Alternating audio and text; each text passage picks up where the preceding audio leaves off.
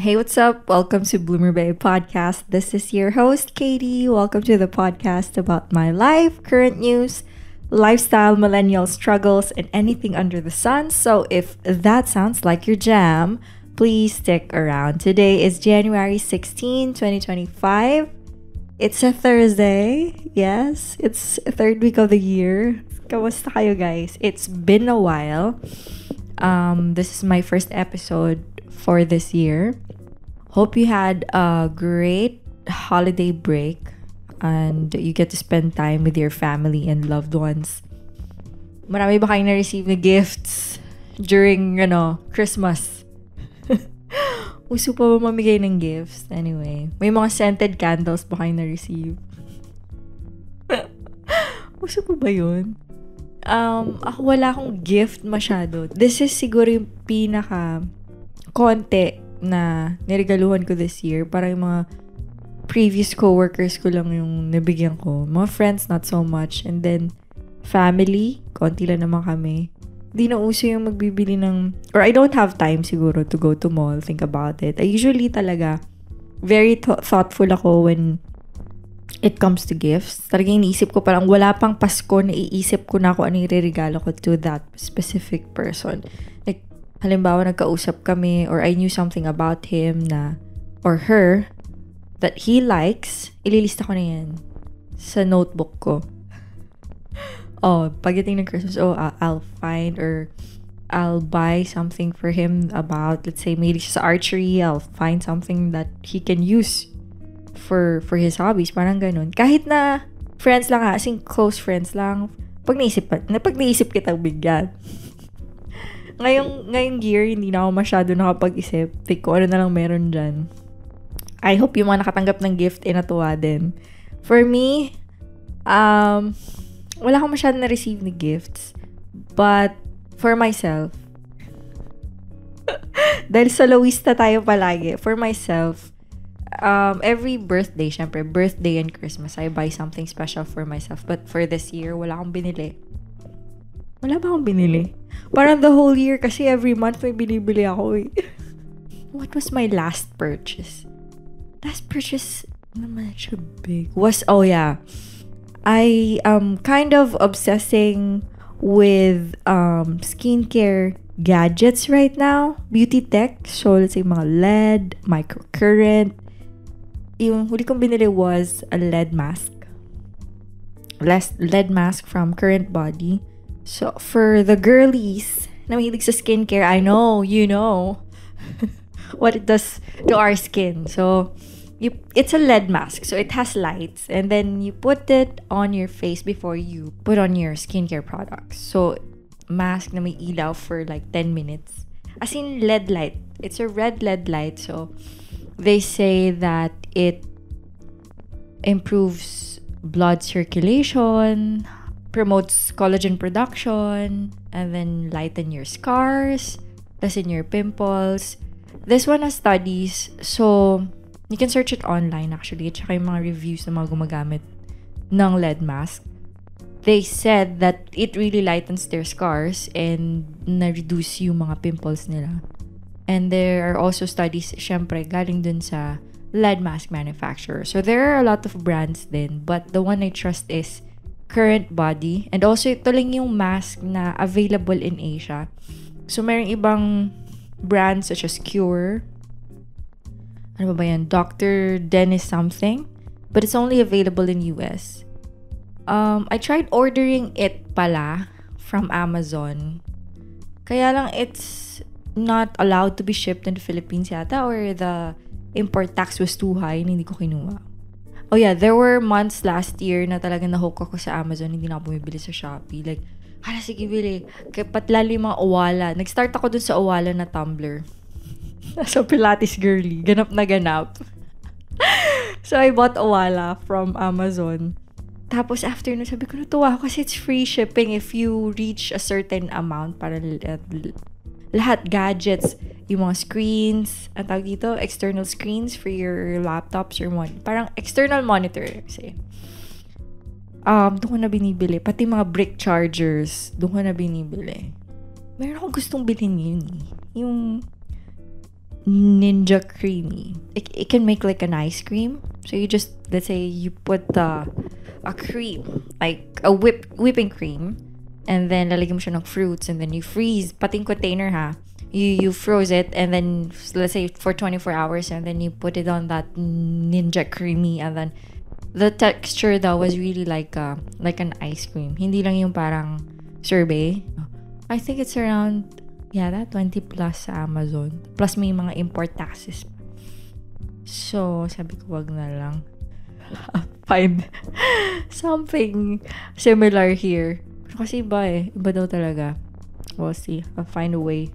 How can I get this? Ano pa bang pinagbibili ko last year that I can consider na regalo ko na sa sarili ko? Siguro trips, my travels. I don't splurge that much with gadgets anymore. Kayo ba? Like, do you still buy yung mga latest gadgets? Let's say, pag nagbago ng, iPhone. Pag may bagong labas na iPhone, do you buy right away? Parang ganon? Or, ano ba? Did we stop? An iPhone 12? Kasi ako, naka-line ako sa Globe. So, postpaid. So, every 2 years, pwede kang mag-renew sa kanila for free yata. I don't know. Mabayad pa rin a certain amount. Pero hindi mo na kailangan mag-undergo ng mga kung ano nung process. So, madaling mag-upgrade. Every 2 years ako nag-upgrade. Pero yung last kong upgrade, from iPhone 12 to iPhone 15, nagsisi ako.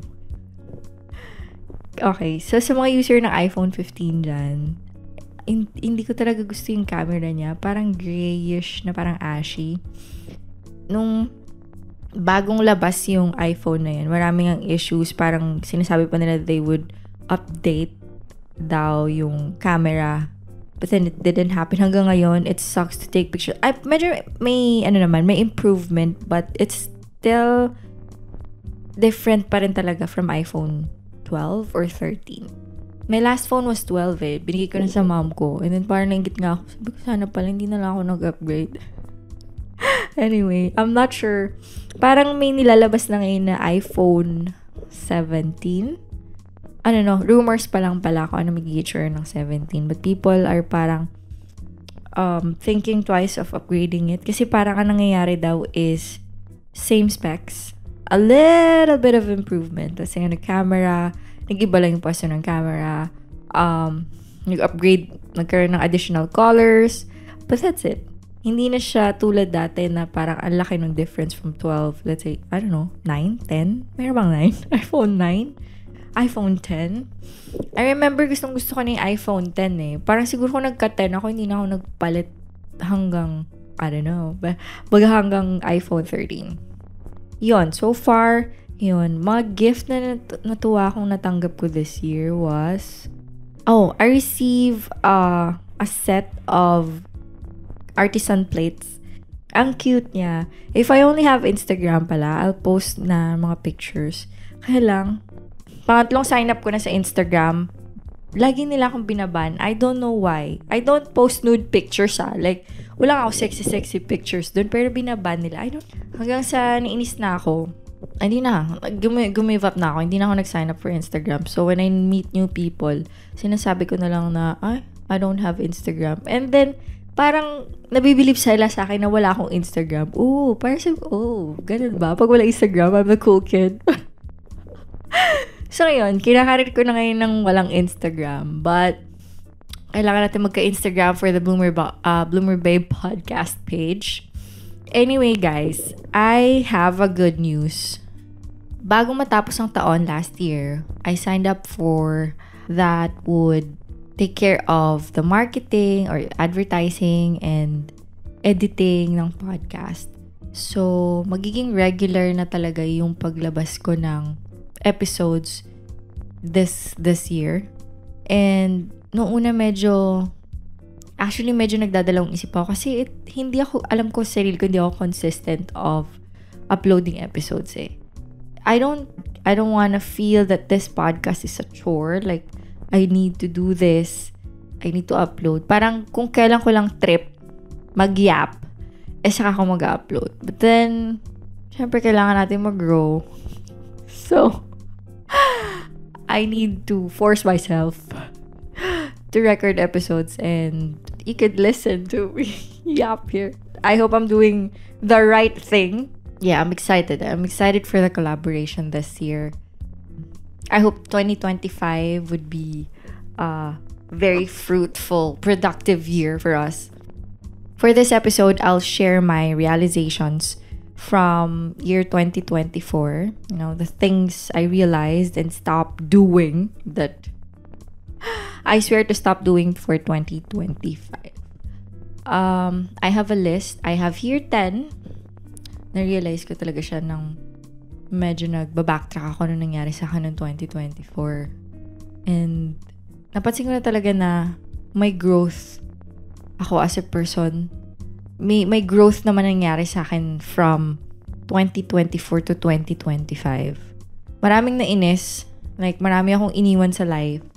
Bad habits, people, anything that doesn't serve me. Ang cliche, di ba? Parang ka-influencer, but yes. Anything that doesn't deserve me, na-let go ko na. So, yeah. First on my list, okay, so one of the things I stopped doing since siguro mid last year was dealing with people that are pessimistic or negative. BV. Mga bad vibes. Siguro I'll share my experience with a close friend of mine. I don't know if she listens to me. Close kami. Like, matagal na kaming friends. Like, years na kaming friends. We have good relationship naman eh. Kaya naman magtiis ng lola mo. Like, mahaba yung patience ko kapag tinuring talaga kitang friend. So, anyway. This friend, lagi kami magkasama nun. And napapansin ko kasi na madalas siyang magreklamo. Like, yung sobrang babaw lang na bagay na, ano ba yan? Ano ba yan? Ganyan. Ano ba yan? Napakainit? Or ano ba yan? Ganyan. I hate it. I hate it kasi bad trip siya ng mood. Yung parang nadadala ka. Napupunta ka sa negative na mindset na parang nagre-reklamo ka na din. When you listen to people na nagre-reklamo palagi, nahahawa ka na nagre-reklamo ka rin palagi. Naalala ko na nagtatrabaho ko dati, siguro stressed lang ako. Diyos ko, I'm so sorry sa mga coworkers ko, mga ka-team ko before na siguro just to release my stress sa work, I keep on yapping about my work. Like, ano ba yan? Ano ba tong PO na to? Or ano ba tong ganto ganyan? Ganto ganon. And then when I realized na ako na pala yung on the other end, ako na yung nakikinig ng mga pagre-reklamo or ng rants, nakakainis pala siya. Especially if you're trying your best to be in a good mood, positive na outlook or positive na vibe, nakakainis siyang pakinggan. So, meron akong close friend na gano'n na nga yung routine niya. Siguro nasa stress siya or wala lang siyang masabi. Pero kasi nakakainis eh. Ang hindi ko lang kayang gawin sa kanya is hindi ko siya kayang hindi ko kayang sabihin sa harap niya. Eh, ano ba? Tumigil ka kakareklamo mo. Kasi ayoko siyang ma-offend. Hindi ko alam paano to. Hindi siguro ako confrontational, but hindi ko alam paano sabihin sa kanya. And napansin ko nung hindi nagre-reklamo na nga siya. Pati ako nirereklamo niya na. So sabi ko, ano ba yan? Ayoko na siyang kasama. As in, like, hindi naman sa iniwasan ko na siya totally, but I lessen the times na we see each other. Kasi wala din naman kami ginagawa eh. Meron kang friend na ganun eh. Ako meron akong different group of friends na iba't iba yung, hindi naman roles, but iba yung pagkakakilala nila sa akin. So, I have a group of friends na nakikita nilang bardagul ako. I have friends na formal ako. Meron akong friend na jologs ako. Like, meron akong friend na chill lang ako. So, siya yung friend na chill lang ako. Pero bardagul ako. Like, no way. Nung na-realize ko na hindi siya healthy, I stopped hanging out with her. I know she felt it, pero sana na-feel niya yung reason bakit I stopped hanging out with her that much. I also have a kababata that I stopped seeing kasi whenever she goes at my house, all she does is rant about her husband cheating. Gets ko naman na when you are going through a heartbreak, paulit-ulit tayo. Then, naging routine na siya. At saka nalala ko, wala kami pinag-usapan kundi yung buhay niya. Meron kang friend na ganun eh. Ako kasi, kapag bagong meet kita or friend kita, I'll ask something about you. Like, kamusta ka na? Kamusta na yung jowa mo? Kamusta na yung dog mo? Kasi I care. I care kung ano na nangyayari sa'yo. But there are people na parang pag ako na lang lagi nagtatanong, parang ka nasa date, parang ako lang lagi nagtatanong, ano? Parang ako na yung therapist mo, girl. Like, friends tayo, diba? Anyway, so may mga ganong friend and talagang finilter ko nung bago matapos yung taon. Finilter ko yung mga taong sincere yung pagiging friend nila sa akin. Marami akong acquaintance, marami akong friends, pero iilan lang talaga yung nakakilala sa akin. Anyway, so I stopped hanging out with pessimist or negative people kasi ayokong mahawa. I'm an optimist person. I like when may mga ganun akong friends and I made them realize how powerful yung mind, yung words, yung vibrations mo. I mean, yung vibe mo. On how you can attain a certain goal. So parang, pag na-inspire ko sila to do those things, natutuwa ako. Kasi parang natutulungan ko rin sila na ma-reach nila yung goals nila. Natutulungan ko sila na ma-boost yung self-esteem nila, yung confidence nila, na kaya nilang abutin whatever goal they have. Kasi may iba na pag shinare mo na ganito ginagawa mo, parang they take it at the wrong way na ang yabang naman ito. Parang kala mo naman, alam na alam niya yung sinasabi niya. Doon ako naiinis na dati parang nasa-stress pa ako kasi friend ko siya. But now, ngayon, let go. And let God. Second, I stop people pleasing. Hindi na ako natatakot to voice out kung ano talagang gusto ko. Wala na akong pakialam. Kahit lumabas akong parang si Bethany Frankel na puro dada, walang filter, puro yapping, wala akong pakialam. Like, I'll tell you what I feel. Syempre, depende pa rin sa pagkaka-deliver mo. But, dati when I meet a group of people, medyo pa-demure pa.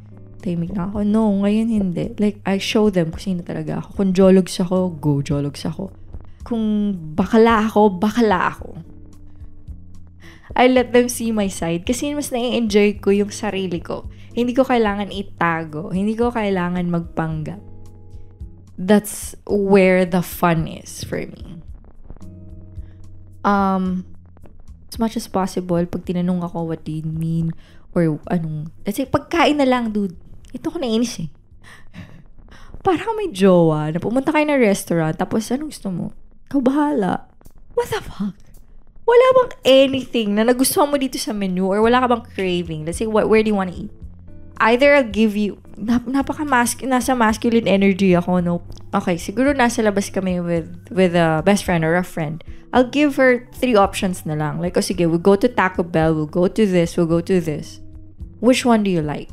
At least mag-decide ka man lang doon, di ba? Nainis ako doon. Indecisiveness, siguro hindi pa kasi nila kilala yung sarili na that much. Kaya hindi nila masabi kung anong gusto talaga nila. Please people, take your time getting to know yourselves. Kasi doon mo mabuboost yung confidence mo eh. Doon ka magiging confident sa sarili mo na alam mo na yung gusto mo eh. So, alam mo na sasabihin mo. Diba? Para pag may kausap ka namang ibang tao, may sense ka. Alam mo yun? May haharap ka naman sa kanila, oh, this is me. Diba? Kilalanin mo yung sarili mo. Sharing heavy. Okay. Anyway, so I stopped people pleasing. That's my second. Now my third. Okay, so I stopped giving a fuck of what other people might think about me. Napaka-cliche, napaka-Mark Manson nung yung number 3 ko. Hindi naman sa walang hiya na ako. As much as possible. Hindi na masyado nagpapaka-anxious, nagpapaka-neurotic na mga bagay na hindi naman control. Bakit mo paisip ko na yung gusto yung ibang tao? Still trying my best ha. Kasi minsan naka-conscious pa rin ako eh. Pero siguro when I reached mid-30s, parang nawawala na ako ng pakialam masyado. Like, dati, siguro naubos na yung natitirang insecurities. Meron pa rin, pero iba ning kina-insecure ko. Unlike nung mga 20s ako, mostly physical, mga status and shit. Ngayon, wala. I mean, iba na yung insecurities ko. Like, future, financial. Wala ka nang paki that much. Anyway, so yun, hindi na ako nahihiya. Kahit ito, nung una nakikringe pa ako sa sarili ko, pero ngayon, all out na. Wala akong pake ko ano sasabihin nyo. YOLO to. Iisipin nyo to, 5 seconds lang. Makikringe kayo na nagpa-podcast ako. But, no. You know what? What really cemented or what really stuck to my mind, na wala talaga ako dapat maging pake ko niisipin ng ibang tao. Napaka-nerd nito, but when I researched about these UFOs, yung mga orbs doon na nakikita nila sa US. So, sa US, meron silang report, maraming report of sightings ng mga unidentified objects. I forgot ko ano tawag nila. Hindi sila UFOs but unidentified objects, parang drones, orbs, and then parang, ano pa may tawag nila? Parang mga machine, ganon. Circling around US and different countries. May Afghanistan pa nga yata dun eh. Like, I forgot the countries, but hindi lang siya sa US. What really stuck to me was when I researched about these sightings, mga unidentified objects nga. And medyo nagme-make sense siya. Kasi ako naniniwala ako. Sa isipin mo sa laki ng galaxy na to, solar system na lang eh. May galaxy pa, may Milky Way pa. Sa sobrang laki nito, you fucking think na tayo lang yung nakatira dito. 'Di ba? So for me, it's a fact na mayroon tayong kasama or mayroong mga ibang creatures or whatever na nagsisurround din or meron din silang sarili nilang planet. Doon ko na naisip na, what the heck? Nasa Pilipinas lang ako. Nandito lang ako sa maliit na part ng Pilipinas. Nandito lang ako sa maliit na barangay, na maliit na street. Ito lang kilala kong tao. Whereas, napakalaki ng mundo. Napakalaki ng galaxy, ng universe. Nakikita mo siya sa videos na they zoom out from Earth, they zoom out to galaxy, they zoom out sa solar system. Hindi ko na talaga na-realize na, shucks, ang laki talaga ng mundo and I don't have to think about kung ano yung iisipin ng ibang tao. They're living their lives as well. Meron siguro mainis, pero wala akong pakialam. Like, isipin mo lang ako 5 seconds and then sarili mo na naman iisipin mo, di ba? Isipin mo na naman yung skincare mo, yung pores mo, yung pimples mo, yung belly fat mo, yung mga insecurities mo. Yun na yung may isip mo. Saglit mo lang ako iisipin. So, let me live. Pagtanda ko kasi naisip ko may babalikan ako eh. Na, ito na yung diary ko. Ito na yung journal ko siguro. That when I grow old. When I grow old, may babalikan ako na, these are the things na I was so obsessed. I hope I can do this in a video format. Diba? Para mas nakikita ko in the future. And also, I want to share din sa inyo kung ano yung mga experiences ko. I hope I can be like a big sister sa inyo or like a friend that you listen to, that you have the same experiences na hindi mo na-feel pala na alone ka sa journey mo dito. Let's say sa pagiging 30s mo. Diba? Going back, so on my third on my list, I stopped giving a fuck of what other people think about me. Kung may YOLO ako nung mga nung mga 20s ko, ito na yung YOLO pero 2 mas walang pake. Okay, fourth on my list is I stopped giving a fuck so much of how I look. So, related sa number 3, sometimes I go out, hindi na ako nag-makeup. Hindi ko na iniisip yung outfit ko. I don't give a fuck about trends. I don't buy stuff na hindi ko na siya magagamit. Let's say in 6 months, hindi na siya trend. I'd rather buy things that are quality right now. So, nag-adulting na yan. Nag-adulting na ng malala. nag-develop na yung frontal lobe ko. As much as possible, ayoko nang bumili ng stuff. Kasi naiinis din ako eh. Pagdating ng year-end, I usually gather my things. Titingnan ko, ilalagay ko sila sa isang lugar sa bahay, and then think about, do I keep it or do I give it away? So, every year, nagkakaroon pa yan ng part 1, part 2 of me giving away stuff. Minsan yun, nahihirapan pa ako kung kanino ko siya ibibigay. Kasi wala naman akong, nakakaya rin kasi magbigay sa mga friends mo, diba, na suotin mo to, tapos next time makikita nila, suot mo siya. Pag nakita kayo. So, iniisip ko pa kung saan ko siya, bibenta ko ba siya? Kasi before, nung nasa condo pa ako, mayroong bazaar sa baba namin on where you can sell stuff. Like, on a Saturday afternoon, you just hang your clothes, put the prices, ganun. May mga ganun pa. And may time pa ako nun. Ngayon, wala na. Bili ng clothes. Plus, hindi naman ako lumalis ng bahay. I don't go to office. Diba? Siguro sa travels lang. Pero napaka-chill lang ng wardrobe ko pag travel. Like shirt, jeans. I wanna be comfortable as possible. I don't take pictures that much kasi I don't look great in pictures. Siguro kasi I ko alam yung angles ko. Kaya pag nakikita niyo yung pictures ko, always yan nasa studio kasi very choreographed ba? Choreographed yung mga poses kasi hindi ako marunong. Like, yung mga Instagram, ganyan. Hindi, I don't even know how to take pictures, yung mga angles pag yung sa friends ko eh. Pag yung mga friends ko, pag nagtitake ng pictures, di ba, pag yung afternoon, patingin, I don't even check. Yeah, naalala ko yung friend kong Isaya. Yung close friend ko. Pag nagpipicture siya, alam niya kasi yung angles niya. Tapos, picture siya, okay naman. Pero hindi niya yung post. Like, pag-iisipan niya pa niya for 4 hours or more. Ako, kulang na lang ako yung pipindot ng post story sa Instagram. Story lang to mag-expire in 24 hours. Kulang na lang ako na rin magpindot ng post doon para lang ma-post yung story niya. Ganun siya ka-insecure of how she looks. But she is pretty. Kung pwede ko lang i-share yung kapal ng mukha ko ngayon, I will. Okay, so, 5th on my list, I stopped buying unnecessary things. Hindi lang sa clothes, sa mga gadgets, sa lahat. Kahit sa food. Hindi siya minimalist but siguro pagiging practical na lang.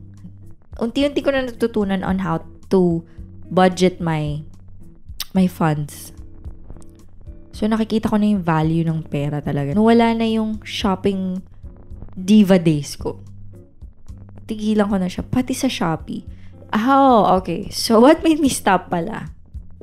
Purchasing mga clothes online is TikTok. Everything na binili ko sa TikTok, it looks good on the influencers that are wearing them. Maybe because the filter, the angles and shit. But when it's me who's wearing it, a commoner going outside sa init ng Pilipinas, plus their clothing materials na it looks good on camera, pero pag nakita mo, it looks cheap. I stay fucking away from those. Alam mo yun, kahit paulit-ulit ko tong susuotin tong damit na to, as long as I don't look cheap, like hindi to nabibili somewhere. Like, bibili sa bangketa. I don't give a fuck if you're triggered, but yun yung preference ko. Yeah, so talaga iniisip ko na kung ano yung bibilhin ko. Kahit sa mga services, hindi ko na, alam mo yun, hindi na lahat. Hindi ako nagpapa-facial eh. I'll shell out money for things that I see are quality and as much as possible magbibigay ng difference in my life. Diba? Convenience in my life. So, that's my 5th on my list. 6th on my list is I stopped worrying about the future so much. I think this is related to number 3. I stopped giving so much time worrying kasi hindi ko makokontrol yung future. Siguro na-realize ko to when mini relationship.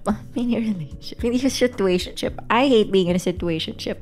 I see women going through this situationship na parang proud pa sila na wala silang label. But honestly, if I will be the woke person here, you are fucking telling the world that you're stupid. Diba? You're giving the goods, you're giving your love, you're giving your time sa taong hindi kayang mag-commit sa'yo. Like, don't be... Ayoko na magsalita. Yun nga. Paano ko napunta doon? Stop worrying about the future. So, I had this guy na parang I asked him if he wanted to be in a committed relationship with me. Kasi ako magsayang oras dito. I want to be exclusive if you want to date me. So, basically, ang gusto niya na mangyari is he still wanna date around. Okay, medyo nasaktan ako doon. Hindi medyo, nasaktan talaga ako doon. Being a personality type A, you wanna control things most of the time. Kaya nga siguro, I'm so curious of things. Every detail of everything. Kasi, in my head, iniisip ko na I can change something or I can control it by knowing the facts. I hope you get what I mean, but dun ko na-realize na you really cannot control other people. Kahit anong gawin mong people, pleasing, mapapagod ka. Kung ayaw sa'yo, wala talaga. Hindi mo siya ma-force. Hindi lang sa relationship kahit sa friends, kahit sa anong relationship. Hindi mo ma-force yung mga tao to treat you a certain way, to see you or value you on a certain way. Ang goal ko ngayon sa life is to be selfish. Hindi naman selfish in a bad way na muna yung sarili ko. To be as authentic as me. Kung sino ba talaga ako. Ayoko nang magpanggap. I'm too old for that shit. Nakakapagod siya. If I curse, I curse. If I laugh so loud, I laugh so loud. If I am jologs, I will be jologs. Diba? Because that's where the fun is. Anyway, so number 6. Number 7 na tayo.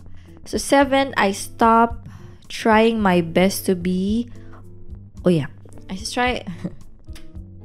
Okay, number 7. I think this is somewhat related to adulting kasi I stopped trying to be up to date on the current trends. Let's say, mga ganyan. So, okay, FOMO. So, dati, syempre may FOMO pa din ako. That's why I keep up on the news, keep up on the trends, kung anong fashion ngayon, shoes, colors, hair, nails. Pero ngayon, napagod na ako. I don't need to learn all of these things.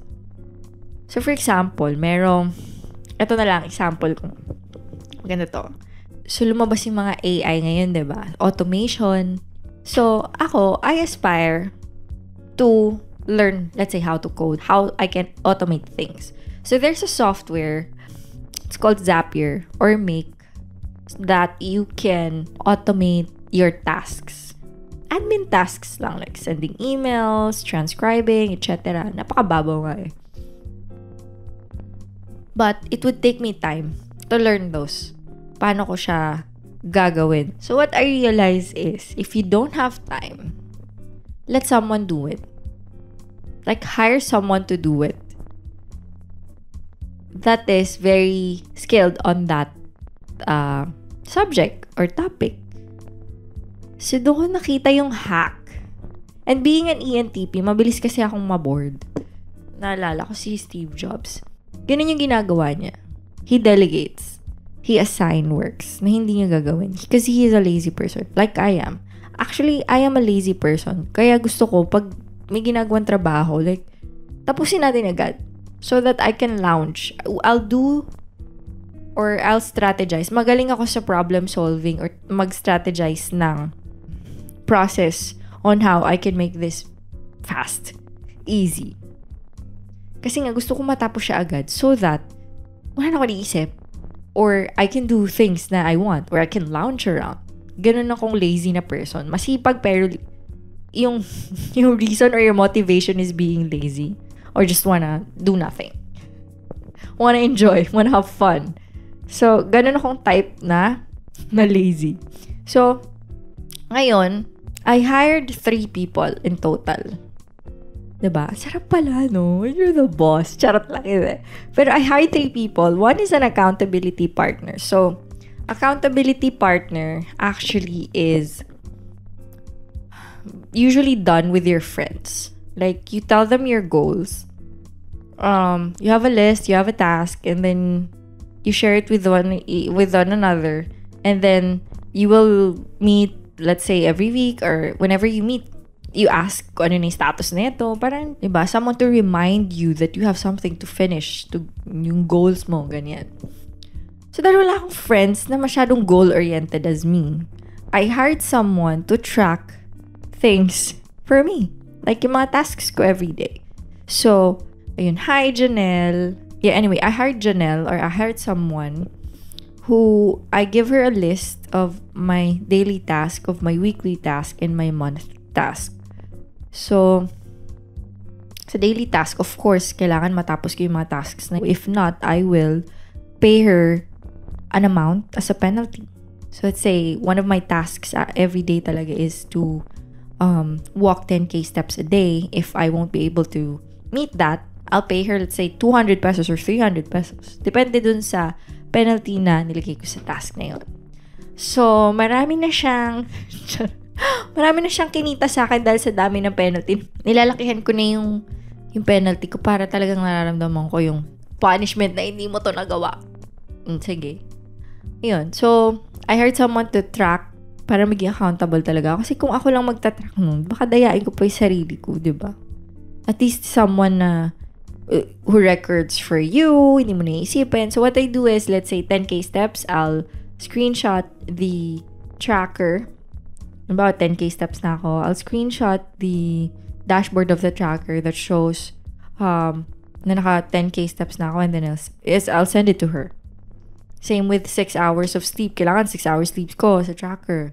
Ganun. Masaya siya. For me, it's like playing a game. You're able to finish a mission na walang casualty. I also hired someone to follow up with businesses on whom I'm gonna interview with. And then, I also hired someone as a researcher. So, yeah. Ngayon ko nakita yung convenience ng pagde-delegate. Hindi mo kailangan gawin lahat. Let other do it for you. Don't be shy to ask help. For me, it may come at a price kasi nga binabayaran. But, at least, it na-lift yung stress sa mind ko, sa sarili ko na, kailangan ko itong gawin, kailangan. Okay, so, 8 on my list is I stop comparing myself to others. I stop being hard on myself. Madalas nangyayari to kapag nasa social media tayo eh. Of course, nakikita mo yung mga achievements nila, yung mga milestones nila, yung mga trips, travels nila, nakikita mo, ano na nangyayari sa life nila, na hindi mo maiwasan na yung compare mo yung sarili mo sa kanila. Nung naka-reach na ako ng mid-30s, parang hindi na ako ganun ka-aligaga na mangyari din sa akin kung anong meron sila. Let's say, having a family of my own. Hindi na ako na-pressure na dapat may anak na rin ako this age, dapat may asawa na. Hindi na. Parang iniisip ko na lang that we have our own journeys in this lifetime. Kanya-kanyang oras lang. Kanya-kanyang, alam mo yun, malay mo, hindi yung path for you. Malay mo, you're not meant to be in a relationship or in a family setting. Paano kung single lang ako forever and I just wanna travel and wanna explore the world? What if yun talaga yung purpose ko in life? Okay. Is this the midlife crisis speaking? Charing lang. And as much as possible, I try to enjoy it. Kasi, isipin mo ngayon lang ako ulit magiging ganito kayang. So yeah, I stopped comparing myself to others, being hard to myself, na pag mayroon akong failure, so ito, usually nangyayari ito sa heartbreak, or anything na you did or see something na you failed, lagi kong iniisip na kasalanan ko siya. Iniisip ko na, baka kasi, mali yung sinabi ko, mali yung ginawa ko, dapat di ko na lang ito ginawa, mga ganun. Pero ngayon, madali ko nang napapatawad yung sarili for the mistakes or the failures that I have. Sometimes, mahirap pa din nandun yung regrets. I love how confident and freeing it feels right now that I am in this stage of life. If I'd be given a chance to go back in my 20s, ako hindi. I don't wanna be as insecure ulit. I don't wanna feel that anymore. Ew. Number 9 on my list. Oh, number 9 na tayo. I stop relying in so much on my mood or my emotions. Especially if I have something to do. So, sample na lang. Going to gym or walking daily. So, syempre, may mga araw na tatamarin ka. Or, magka-crash out ka tapos gusto mo mag-shopping, gusto mo kumain. I stop relying so much on my emotion. Hindi na ako nagpapadala sa emotion ko. As much as possible, I think about the consequences na. Pag nag-shopping ako, pag lumabas ako ngayon, maglalabas ako ng 10K, tapos may problema ako next month. Mga ganyan. Dignidad ang kailangan nating i-save dito. Charot. Kung alam mong mahihirapan ka, ito na lang. If I eat this whole cake today, magsasuffer ako for the next week or for this week walking twice or doing exercises twice kasi kinain ko yung cake ko sa panandaliang panahon, like 1 hour lang. Inaubos ko na yung cake. Plus, if you do it, after nun, nilulook forward ko na yung feeling na I achieved something. So, sample na lang, tong podcast na to, tinatamad akong i-record, honestly. Kasi nga, I always just rely on my emotion na wala pa ako sa mood to yap, anong sasabihin ko, ganito, ganyan. Pero pag nandito na ako, I'm recording na the episode, thoughts come out, mga ideas. And after nito mag-record na to, papasok ko na to, and then pag na-post ko na siya, I feel proud. I feel fulfilled. So, dumadagdag na naman siya dun sa confidence points ko na, parang kaya ko pala tong gawin. So, mas nagiging confident ka. Whatever you promise yourself that you're gonna do it. Okay, so last on my list is I stopped trying my hardest to climb a career ladder. I left corporate mid last year para i-prioritize the life that I really wanted to have. 70% of your time na sa work mo. So, ayokong maging OT ng OT. May mga ways for you to earn money pero hindi ganun nakukonsume lahat ng oras mo. Kasi at the end of the day, dapat sa sarili mo ikaw nag-invest, not on the company that you are part with. Yes, they pay you well, they gave you recognition, they gave you incentives, but paano yung sasayo? Paano kung nawala na yan? Nagkaroon na naman ng recession, etc. Nagsara yung company, or tumanda ka na. Umabot ako ng 50 and then mag-regret ako na hindi ko ginawa yung best ko para ma-experience yung mga bagay na sana na-experience ko. May mga tao kasi na they gave importance on yung status na nabibigay niya sa'yo if you say something like you are working for a renowned company or ganito yung position mo sa company. For me, I don't give a fuck about it. As long as I earn money for myself and then I have more free time, wala na akong paki sa title na ibibigay mo sa akin. That's all for this episode. I hope may sense yung pag-yap ko sa inyo. My release pala is moved to every Tuesdays na. Guys, I'll see you on my next episode. I swear, you'll see me next week. I hope you enjoyed this episode. I don't have social medias yet, but I'll share it on the next. Bye!